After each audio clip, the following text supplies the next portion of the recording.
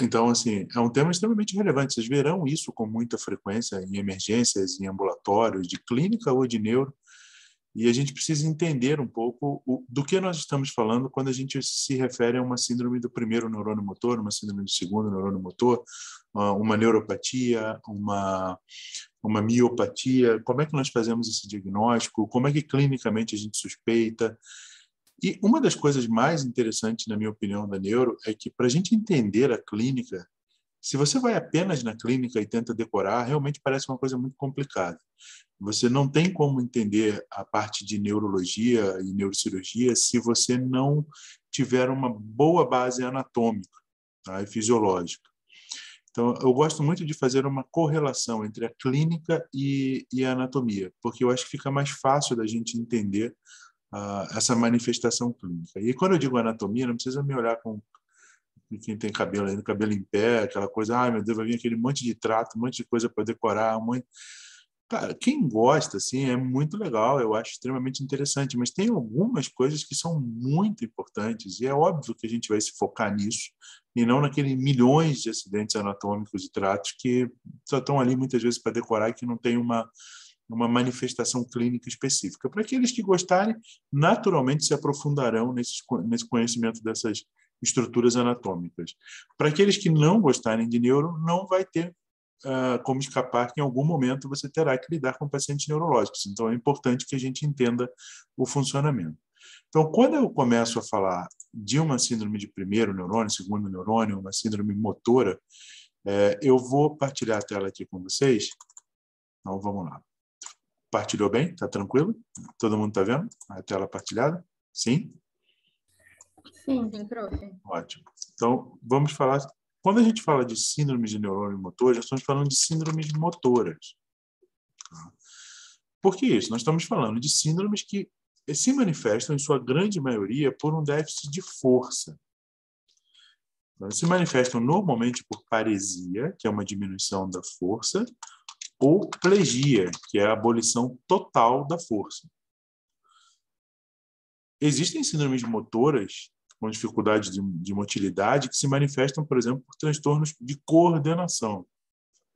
E aí não é puxando já um assunto, mas é uma sugestão, a gente pode um dia falar sobre uma síndrome cerebelar, por exemplo, ou distúrbios do equilíbrio, na verdade, né? São as síndromes cerebelares e outras associadas. Mas hoje a gente vai falar sobre sobre síndromes motoras, que envolvem a questão de força muscular e não de coordenação muscular. E em neuro é muito comum que a gente fale quase sempre de síndromes, né? E não especificamente no início de uma doença específica. Porque normalmente o paciente não vai se manifestar para ti com eu tenho a doença de von Economa, né, encefalite, ele vai se manifestar se essa encefalite for numa área motora com déficit de força, uma síndrome motora. Então a gente precisa entender as grandes síndromes. E quando a gente vai falar das grandes síndromes, eu vou fazer inicialmente, seguindo o roteirinho que eu preparei para vocês, uma correlação anátomo-clínica. Quem também já teve aula comigo, me conhece, sabe que às vezes eu gosto, em vez de botar um monte de slide que fica botando na cabeça de vocês, vendo um monte de fotinha, que vocês vão me acompanhando no que eu vou escrevendo, porque o raciocínio vai ficando mais fácil e gravado na cabeça. Então, essa correlação anátomo-clínica, para a gente entender as síndromes motoras, eu já sou péssimo de desenho. Desenhar aqui, então, é mais difícil ainda, mas eu vou tentar fazer, tá?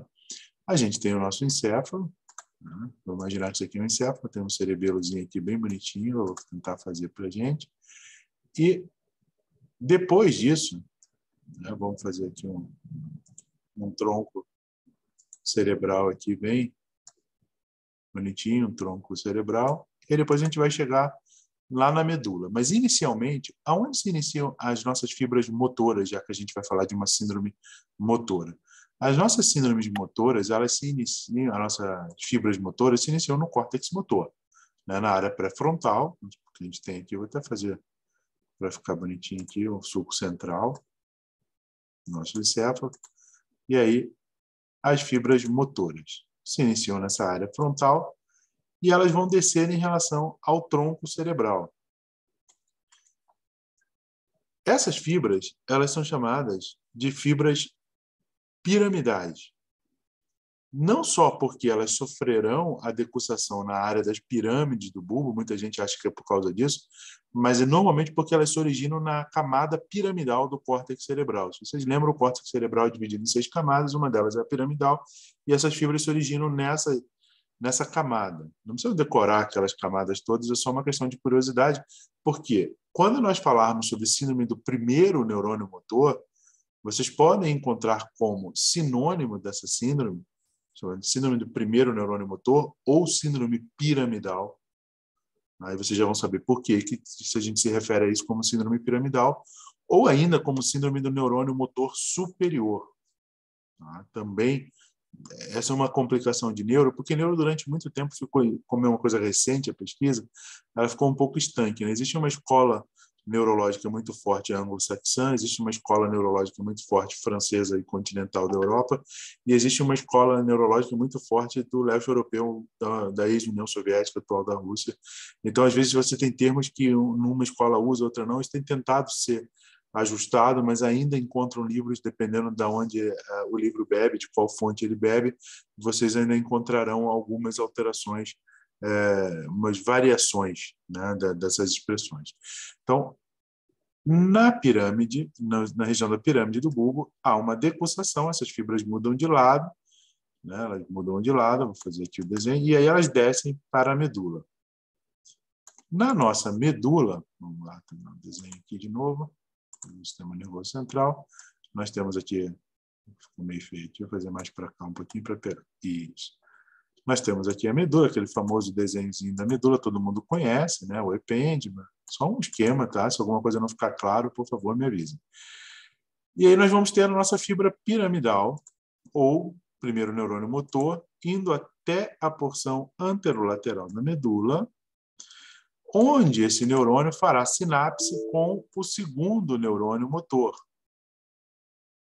Aqui nós temos, então, o segundo neurônio motor, e desse segundo neurônio motor, ele irá até o músculo. Ele vai inervar o músculo. No músculo, tá, nós teremos aqui os neurônios que fazem parte, além de outros, eu não vou falar de sensibilidade hoje, mas para vocês terem uma ideia, os neurônios sensitivos que saem do músculo, eles são normalmente neurônios pseudo-unipolares, e esses neurônios entram pela porção posterior da medula e vão fazer parte do arco reflexo.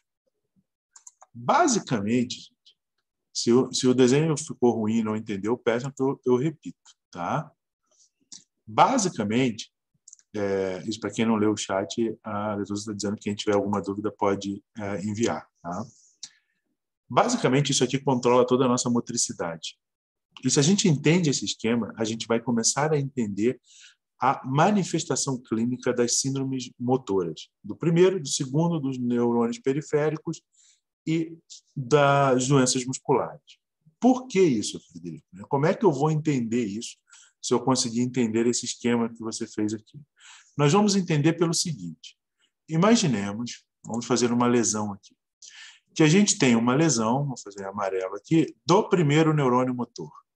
Tá? Eu lesei esse neurônio, ele foi interrompido. Tá? Houve uma desconexão. O que vai acontecer? Eu fiz uma síndrome, então, do primeiro neurônio motor. Acostuma-se com essas abreviações, médicos já estão acostumados, adoram abreviações, né? Então a gente escreve assim, síndrome do primeiro neurônio motor, em romano mesmo, tá? Em organismo romano.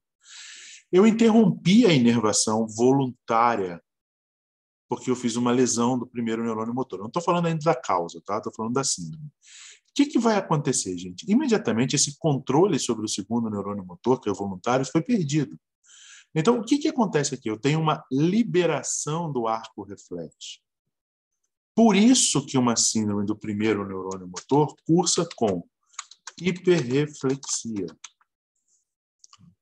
Há um aumento dos reflexos.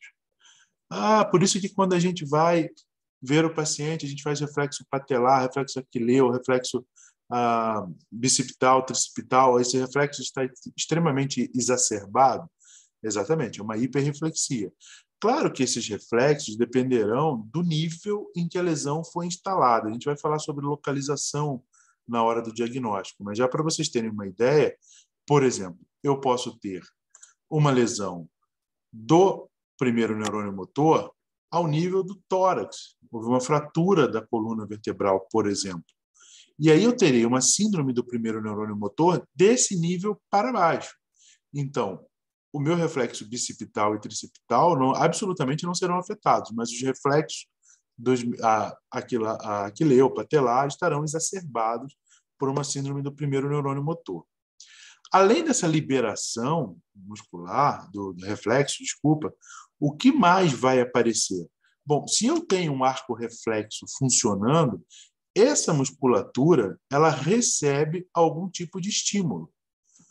Ela não é uma musculatura que ficará completamente desprovida de estímulo. Então, a atrofia ela não é muito grande. Nós temos um paciente que tem pouca atrofia muscular, porque há um estímulo para esse músculo, mesmo que não seja voluntário, esse estímulo existe. Então, é pouca atrofia. O que mais eu vou ter quando eu tenho essa liberação aqui? Eu tenho, obviamente, um déficit de força, né? Paresia e plegia, que é a manifestação comum a todas elas. A gente tem que diferenciar entre essas síndromes, porque vocês vão ver como é importante diferenciar isso para que a gente possa investigar no nosso diagnóstico. O que mais eu vou ter numa síndrome do primeiro neurônio motor, gente? Além da hiperreflexia, além da paresia, além da pouca atrofia, eu tenho o aparecimento dos reflexos patológicos, porque todos os reflexos estão aumentados, então me aparecem os reflexos patológicos. Lembra do mais famoso deles? O reflexo de Babinski. O reflexo cutâneo plantar é normal, né? Quando você passa o seu martelinho lá no pé, todo mundo sente cócega, faz esse movimento. Quando com o dedão do pé, né? Quando você faz um movimento contrário, quer dizer, o hálux ele hiperestende, os dedos também hiperestendem e abrem, isso é o reflexo de Babinski. Tá? É um reflexo patológico. Existem outros, por exemplo, em membro superior, existe o reflexo de Hoffman. Você pega a ponta do dedo do paciente assim na unha e faz esse movimento, puxa e solta, a mão do paciente fecha. Isso é um Babinski de membros superiores. Então, a exacerbação e o aparecimento de reflexos patológicos. O que mais eu vou ver? Como esses reflexos não têm o controle, quando eu estimulo o reflexo, o músculo se contrai várias vezes. Tá? Isso tem um nome, isso chama-se clonos. Então, você pega o pé do paciente, está deitado, ele tem uma síndrome piramidal, você faz esse movimento, hiperestende o aquileu ao reflexo, e o paciente faz esse movimento várias vezes com o pé. Isso se exaure, tá? O paciente acaba cansando e para de fazer se você ficar estimulando muitas vezes. Mas aparece o clonus muscular do paciente. E, além disso, eu tenho uma hipertonia, que normalmente é inflexão em membros superiores e extensão nos membros inferiores. Isso é quase que um mecanismo de defesa, né, natural. Então, se vocês virem, por exemplo, na rua, um paciente, já devem ter visto um paciente com acidente vascular na rua, ele tem a tendência a ficar com o membro superior fletido, né, e o membro inferior bem hiperestendido, que ele caminha naquela marcha ceifante, que a gente chama. Então, se o membro inferior ficasse fletido, ele não conseguiria caminhar. Então, é quase um mecanismo de defesa, né? Ele caminha com dificuldade, arrastando a perna, mas caminha. Então, essa é a síndrome do primeiro neurônio motor, ou síndrome do neurônio motor superior, ou síndrome piramidal, chamem como vocês quiserem chamar, mas agora a gente entende por que, quando há essa liberação reflexa, esses sintomas aparecem. Tá, e se eu tiver uma lesão, tá, não mais no primeiro neurônio motor, mas uma lesão do meu segundo neurônio motor? Opa, saiu tudo errado aqui, que eu não sei o que eu fiz. Me engano que eu sou péssimo, tá? Quem já teve aula comigo sabe, vão ver muita vergonha ler de mexer nisso aqui, que eu não sei mexer. Bom, veio para cá, funcionou. Pronto. O que acontece na síndrome do segundo neurônio motor? Então, vamos lá. Segundo neurônio motor. Bom, eu interrompi o neurônio que vai para o músculo. Se eu interrompi o neurônio que vai para o músculo, eu não tenho mais arco reflexo aqui. Então, eu tenho uma arreflexia. O reflexo é abolido.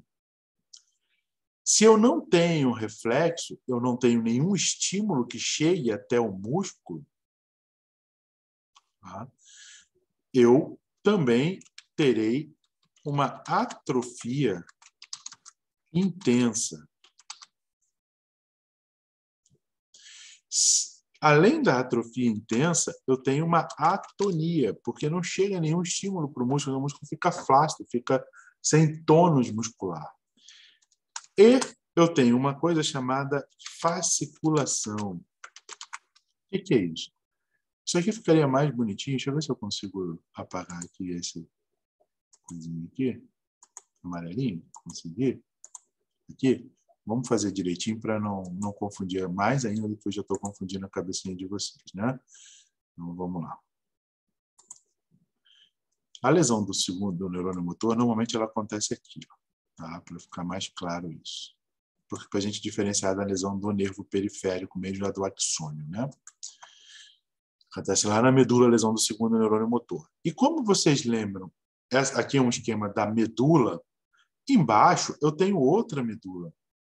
E alguns nervos dessa medula saem para inervar a musculatura. E se eu tenho uma lesão nesse nível, esse nível da medula estará com uma síndrome do segundo neurônio motor, mas embaixo estará liberado o arco reflexo, o próximo arco reflexo. E às vezes algumas fibras vão para esse músculo. E se algumas fibras vão para esse músculo, ele fica tentando estimular o músculo a funcionar, embora o nervo principal, vamos dizer assim, fosse nesse nível. Então o que acontece? Você olha para a musculatura, ela fica se contraindo, dando umas pequenas fasciculações. Isso é uma característica da síndrome do segundo neurônio motor. Bom, e que mais tem se é uma síndrome de neurônio motor? Eu quase esqueço de botar, porque é uma coisa que a gente pensa claramente para escrever ali, né? Déficit de força, né? O paciente perde a força, tem atrofia, tem hipotonia, etc., envolve plegia e paresia, né? Então, não é difícil a gente imaginar que todas essas síndromes, eu não vou ficar repetindo isso, têm um déficit de força associado. Se eu tenho uma lesão, vamos lá, vamos continuar as nossas lesões motoras. Se eu tenho uma lesão do nervo periférico, aqui, já no axônio, na raiz do nervo periférico, o que eu vou ter de diferente para uma lesão do segundo neurônio motor? A diferença ela não é tão grande, mas a maior diferença que a gente tem aqui é difícil, às vezes, você localizar onde está essa lesão especificamente, né? Se ela está no axônio, na raiz, ou se ela está lá na medula, ao nível do segundo neurônio motor. Mas uma lesão do neurônio motor periférico, tá? Normalmente nós não teremos toda a síndrome do segundo neurônio motor, mas sem fasciculação. Porque não há uma hiperestimulação dos outros neurônios que vão para o músculo, porque só lesamos o nervo que já está lá fora, não há liberação de arco reflexo dos outros neurônios, nada disso. Então, você não tem fasciculação na lesão do neurônio motor periférico. E, para acabar de ficar mais confuso ainda, nós temos as doenças que podem estar lesadas no músculo. Tá? As síndromes motoras de uma lesão muscular, que é humanamente quase que impossível clinicamente do ponto de vista neurológico diferenciar de uma lesão do neurônio motor periférico. O que diferencia, na verdade, mais é a clínica, porque as doenças de acometimento muscular normalmente são doenças de origem reumatológicas ou infecciosas ou inflamatórias, que aí na história você consegue imaginar que é mais provável que a lesão esteja na musculatura. Pode interromper, Guilherme, não tem problema. Deixa eu ver o que o Guilherme falou aqui. Não entendi a parte de não ter fasciculação. Tá. Deixa eu ver se é a mesma pergunta que a Maristela. Tá, não é a mesma pergunta, mas dá para entender. Então, vamos uma parte de cada vez, Guilherme. Essa parte de não ter fasciculação nessa parte do neurônio motor periférico, pelo seguinte: quando eu tenho uma lesão do segundo neurônio motor na medula, normalmente, imagina isso aqui, eu vou fazer um preto aqui, eu tenho uma lesão dessa região. E quando eu tenho uma lesão dessa região, eu interrompo o feixe piramidal daqui para baixo. Eu faço uma lesão também piramidal. Isso eu vou falar no diagnóstico para vocês entenderem. Isso aqui talvez seja o mais complicado de colocar na cabeça. Que no nível dessa vértebra, vamos supor que isso aqui é a vértebra de C5, eu tenho lesão nessa estrutura, eu tenho lesão do segundo neurônio motor ao nível de C5. Porém, para baixo, como eu interrompi o feixe piramidal aqui, eu terei uma lesão do primeiro neurônio motor. Não sei se deu para ficar claro agora isso para vocês quando eu repetir. Se não ficou, pergunte de novo que eu tento explicar novamente. E aí, Guilherme, como eu não tenho essa liberação, vamos dizer assim, aqui eu tenho uma liberação para baixo dos reflexos. Então, alguns ramos desses reflexos virão para o músculo, embora não sejam o nervo principal do músculo. Mas esses ramos que estão com o reflexo liberado, eles fazem o músculo ficar contraindo, então fazem fasciculação nesse músculo. Tá? Quando eu tenho uma lesão direta do nervo aqui, periférico já, eu não tenho liberação para baixo numa síndrome piramidal. Então, não há estímulo para esse músculo ficar fasciculando. Não sei se agora deu para você entender isso mais claramente. Entendeu também, Estela? Tá, ótimo. Isso que eu ia perguntar. Imagina, tá? Se tiverem dúvida, parem e perguntem, porque isso aqui precisa estar muito claro. E eu sei que a gente repete algumas coisas de anatomia lá de trás, nem todo mundo está no primeiro ano. Quem está no primeiro ano, às vezes, também está tendo pavor da neuroanatomia, né? Então, a gente tem que ir com calma nessas revisões, vamos dizer assim, né? Tendo isso ficado claro, nós começamos a entender as nossas síndromes motoras, que então basicamente se resumem a 4 síndromes, que se manifestam todas por perda de força muscular, e aí são classificadas em primeiro neurônio motor, segundo neurônio motor periférico ou doença muscular. E se eu disse para vocês que o primeiro neurônio motor também é chamado de neurônio motor superior, é porque existe um neurônio motor inferior, que é o segundo neurônio motor, então é um sinônimo.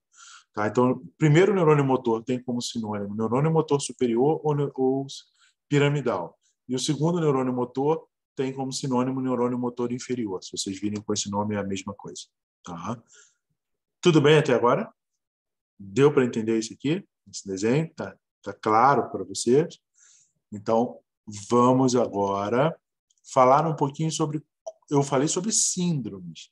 Né? O paciente, se chegou com uma queixa de perder força, ele não vai chegar para você e dizer, olha, eu tenho uma síndrome do primeiro neurônio motor, a não ser que já tenha visto a aula, e ele pode chegar e dizer isso para você. Mas se não viu, ele vai chegar dizendo, estou perdendo a força. E quando você vai examinar, você vai perceber a qual síndrome você está se referindo. Tá? O clonus muscular, assim, como você tem uma liberação do reflexo, quando você estimula o músculo, imagina que isso aqui eu estou deitado, é minha perna, tá? Meu pé e o reflexo aquileu que eu vou fazer. Então, quando eu hiperestendo o aquileu, eu fecho o arco reflexo, ele manda contrair. Como esse arco reflexo está livre, sem controle central, sem um controle voluntário, o arco reflexo fica contraindo várias vezes. Isso é o clonus, que a gente chama. Tá? São várias contrações seguidas da musculatura.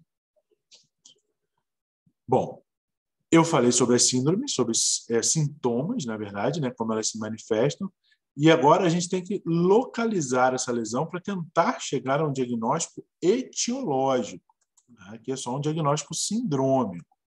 Então, o que a gente vai fazer agora? Nós vamos tentar chegar ao nosso diagnóstico etiológico. Como é que eu investigo essas síndromes motoras? Deixa eu apagar aqui. E quem olhar, chegasse agora na aula e olhasse tudo isso escrito igual um doido aqui, eu falo assim, nossa, isso está acabando com esses alunos, não estão entendendo nada. Então, vamos passo a passo. Agora nós vamos falar assim, diagnóstico.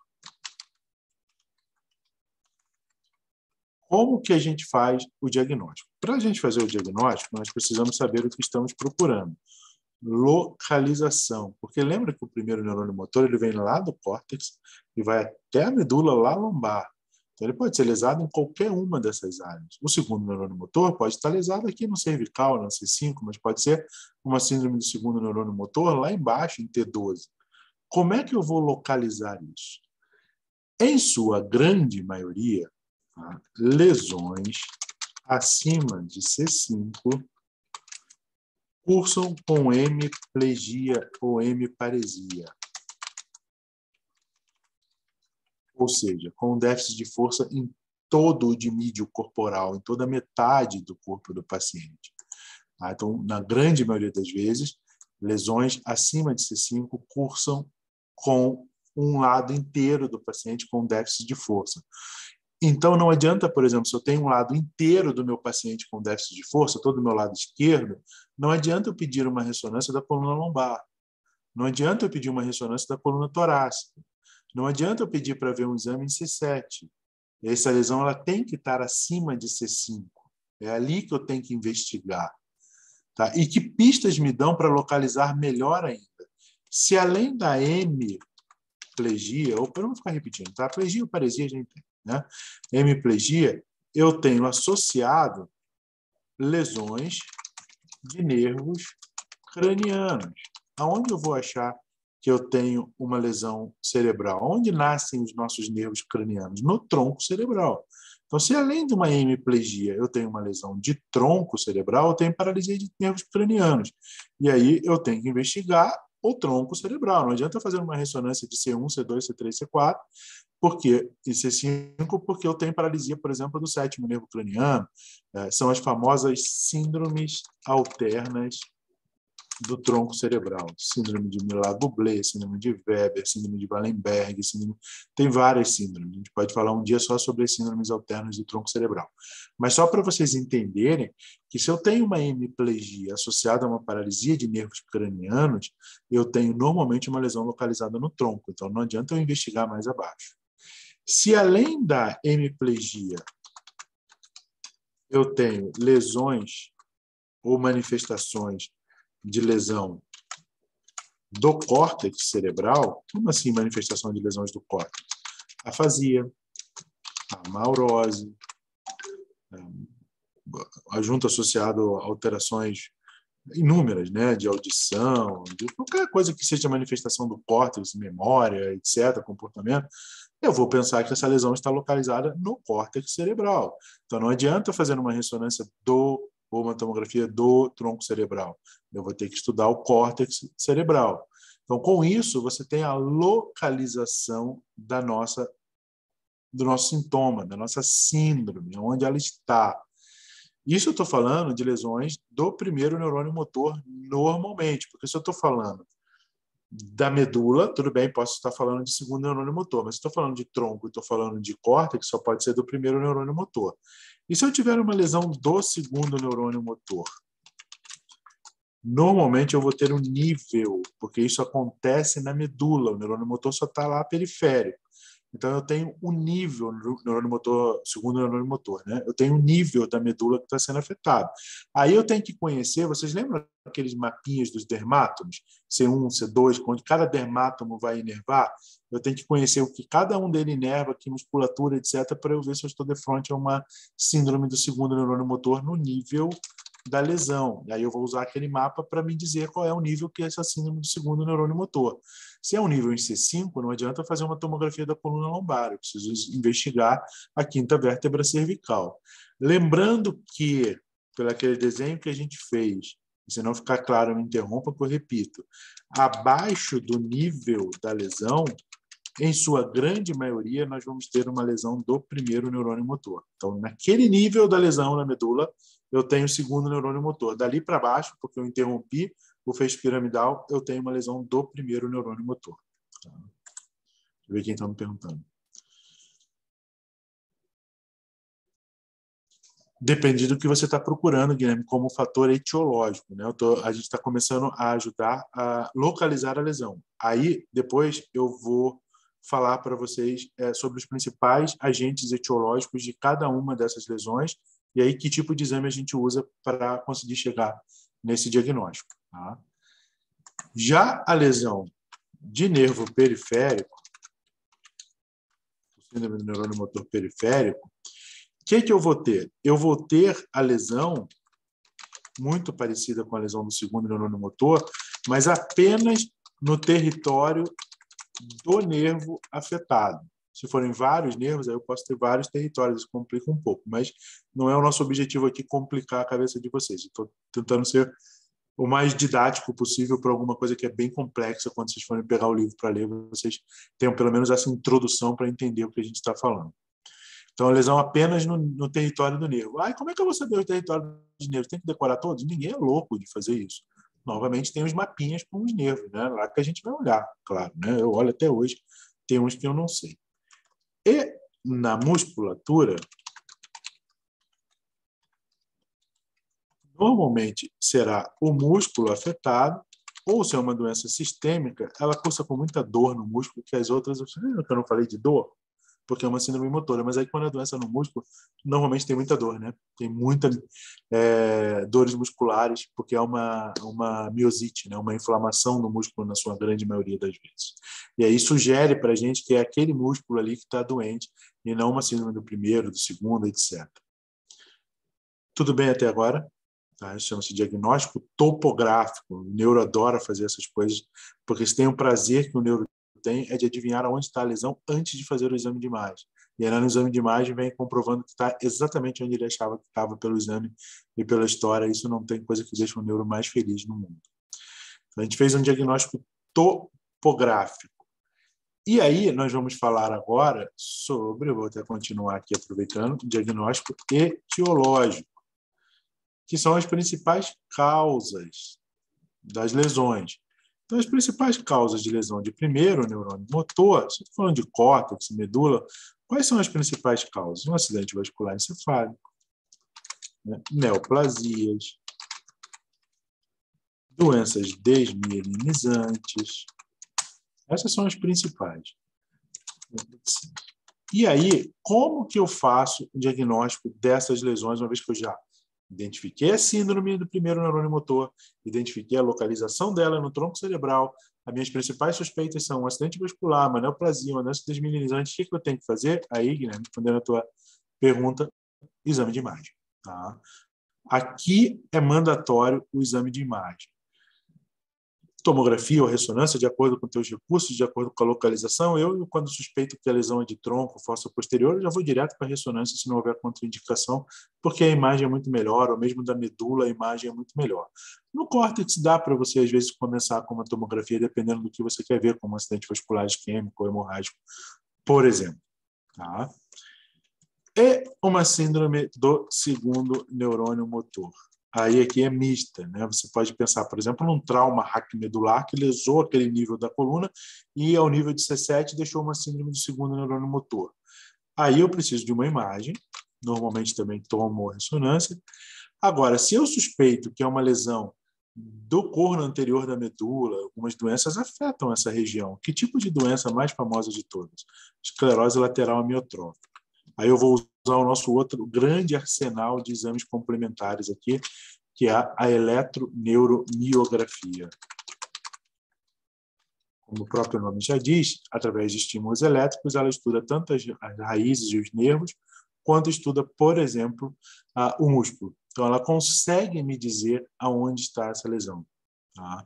Que tipo de lesão é? Olha, não teve trauma raquimedular, mas eu fiz uma eletroneuromiografia, eu vejo lesão de várias partes da raiz nervosa lá na emergência do corno anterior da medula, nessa porção anterolateral da medula, em vários níveis. Isso sugere que eu esteja de frente a uma esclerose lateral da medula, amiotrófica, porque tem uma atrofia da musculatura. Então, esse é o outro grande exame que a gente utiliza. E aí, para a síndrome do nervo periférico, a gente basicamente utiliza a eletroneuromiografia. E para a doença muscular, além da eletroneuromiografia, a gente pode fazer uma biópsia de músculo, para chegar ao diagnóstico etiológico, e, em último caso, as investigações sistêmicas, né? Porque são doenças sistêmicas. Mas lá em cima você falou de específico de acidente vascular, de neoplasia, de doença desmielinizante. Aqui você não citou exemplos. Então, vamos lá. Na síndrome do segundo neurônio motor, quando eu vou pensar em imagem, o que eu estou pensando? Trauma raquimedular, tumor. Tá? Pode ter um acidente vascular na medula, é raro, mas pode, etc. Quando eu estou pensando no corno lateral, eu estou pensando, na grande maioria das vezes, esclerose lateral amiotrófica. Quando eu estou pensando em sistema nervoso periférico, é uma neuropatia periférica, aí a gente tem que pensar nas inúmeras causas que podem provocar doenças dos nervos periféricos. Então, eu vou até ampliar aqui para a gente poder conversar sobre as inúmeras causas. Não sei se vão caber todas aqui, eu vou tentar ver se dá. Que causas a gente tem para nervo periférico? Quem me conhece novamente sabe que eu adoro o método mnemônico, porque minha memória é péssima, eu não consigo lembrar de tudo que eu tenho que falar para vocês. Então, eu estou falando de neuropatia periférica. Se eu estou falando de neuropatia periférica, eu estou falando de doenças como nutricionais, né?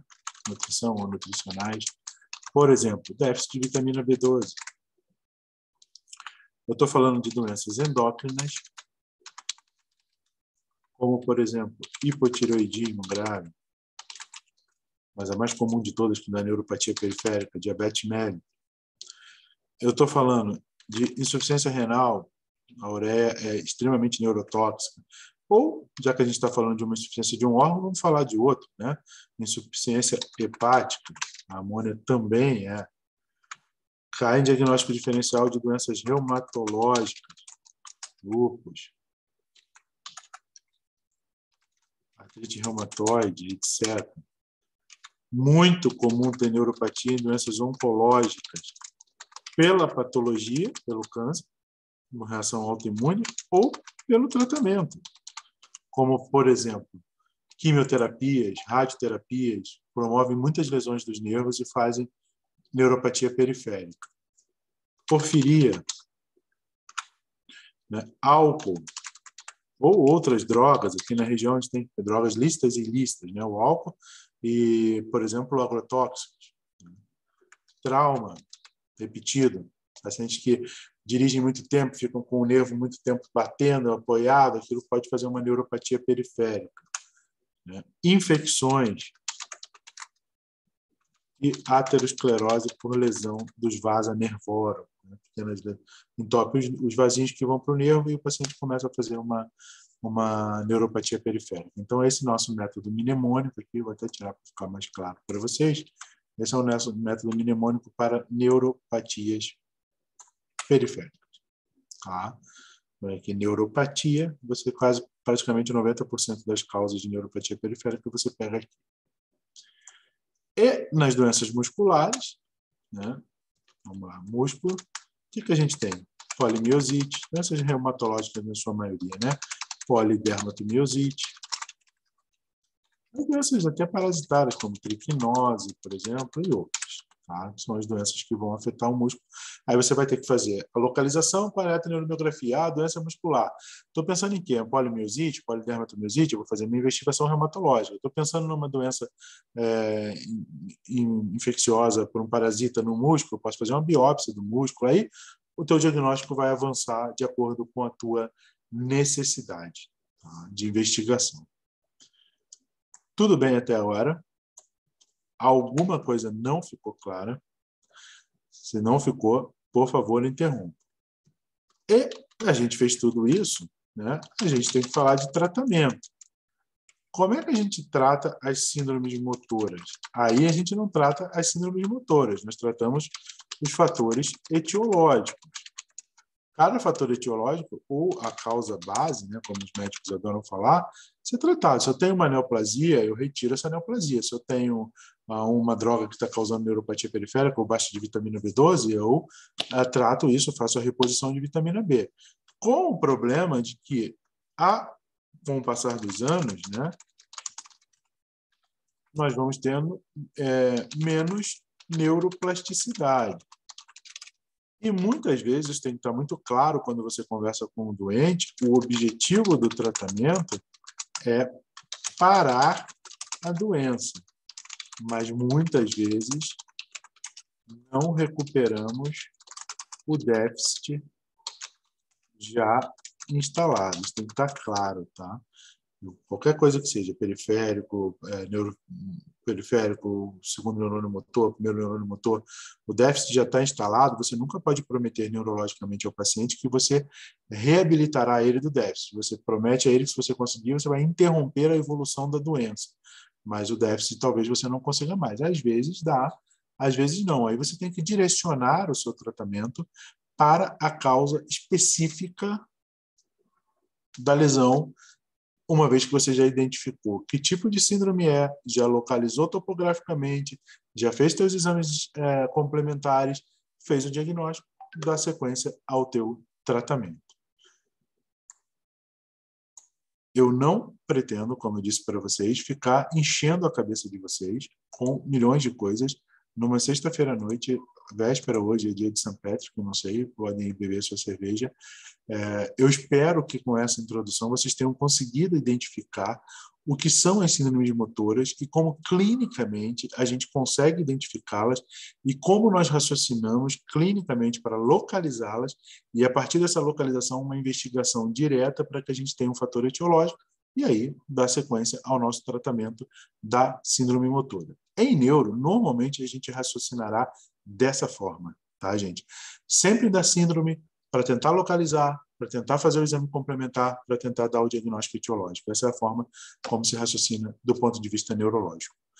Tudo bem?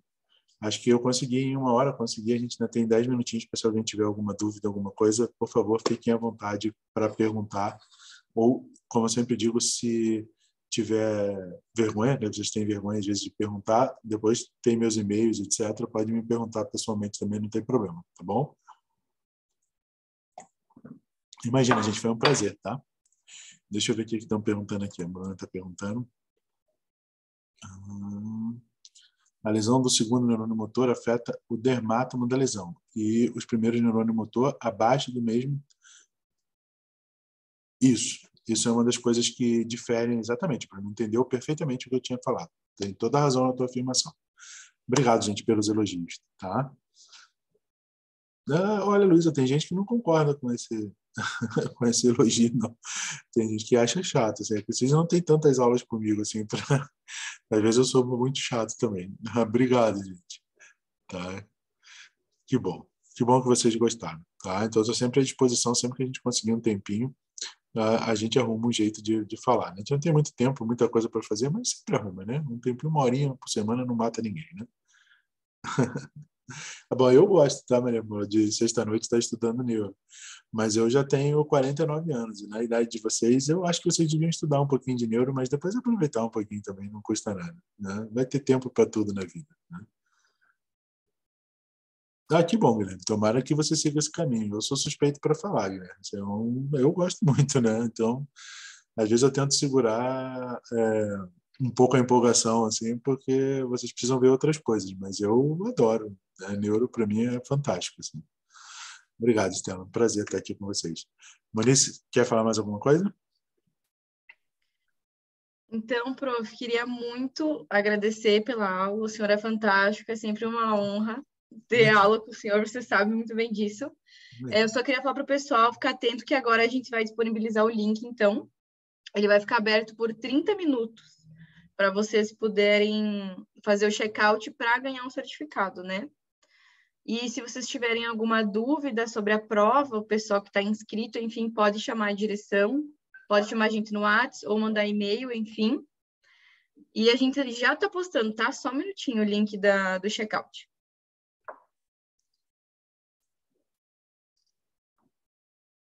Boa sorte na prova, né? Esqueci de falar para quem for fazer a prova. Como eu aprendi no meu estágio, quando eu fiz um estágio na França, não existe boa sorte, né? Os franceses falam bonne chance, que é boa chance de mostrar aquilo que você sabe, né? Sorte é para quem não estudou, né? Então, boa chance de mostrar o que sabe na prova, né?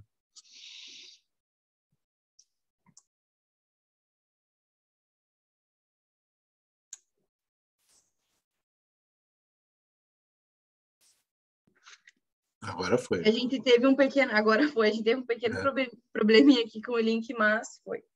Agora chegou. Foi, né? Uhum. Uhum.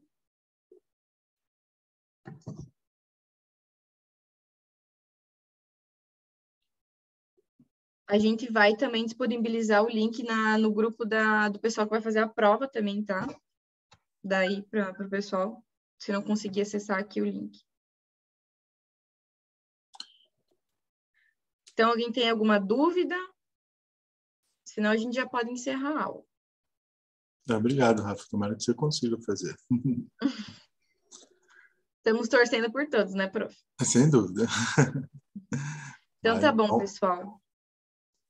Quer encerrar, prof? Pode encerrar. Isso. Qualquer coisa, bom, eu vou só ser repetitivo, vocês já sabem, precisando, vocês têm meus contatos, o Manice também, a hora que precisar, estou sempre à disposição, tá bom? Obrigado pela atenção de vocês. Muito obrigada, boa noite. Boa noite.